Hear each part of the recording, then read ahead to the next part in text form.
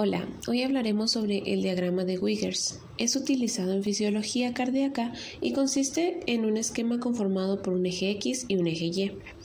En el eje X es utilizado para medir el tiempo, mientras que el eje Y se divide en varios aspectos importantes como la presión aórtica, la presión ventricular, la presión auricular, el volumen ventricular, electrocardiograma y ruidos cardíacos.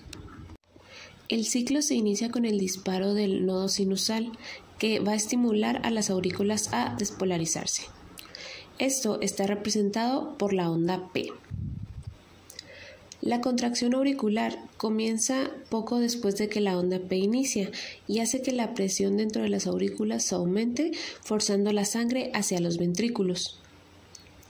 La contracción auricular, sin embargo, solo es responsable de una fracción del llenado ventricular, porque en ese punto los ventrículos ya están casi llenos debido al flujo de sangre pasivo hacia los ventrículos a través de las válvulas AV abiertas. A medida que la contracción auricular termina, la presión auricular empieza a caer, creando el gradiente de presión a través de las válvulas AV, ocasionando que éstas se cierren. El cierre de las válvulas AV produce el primer ruido cardíaco, llamado S1, y va a marcar el inicio de la sístole. En este punto, la despolarización ventricular, representada por el complejo Q, R y S, está a medio camino y los ventrículos empiezan a contraerse, así aumentando rápidamente las presiones dentro de los ventrículos. Por un instante, las válvulas semilunares permanecen cerradas y los ventrículos se contraen en un espacio cerrado. Esta fase se denomina contracción isovolumétrica porque no se expulsa sangre y el volumen ventricular no cambia. La eyección ventricular empieza cuando las presiones ventriculares se exceden las presiones dentro de la aorta y la arteria pulmonar. Las válvulas aórticas y pulmonar se abren y la sangre es eyectada fuera de los ventrículos. Esta es la fase de eyección rápida. A medida que la repolarización ventricular, que es representada por la onda T, empieza, la presión ventricular comienza a caer y la fuerza de eyección se va a reducir.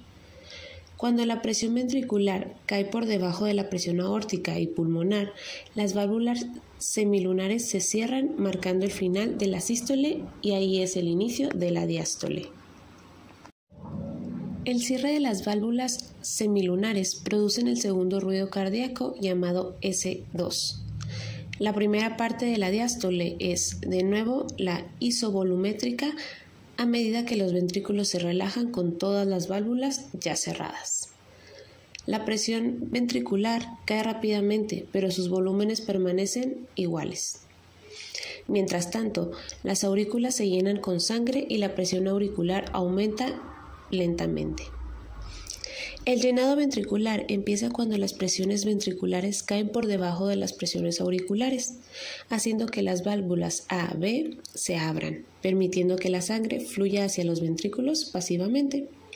Las aurículas se contraen para terminar la fase de llenado y entonces el ciclo se va a repetir.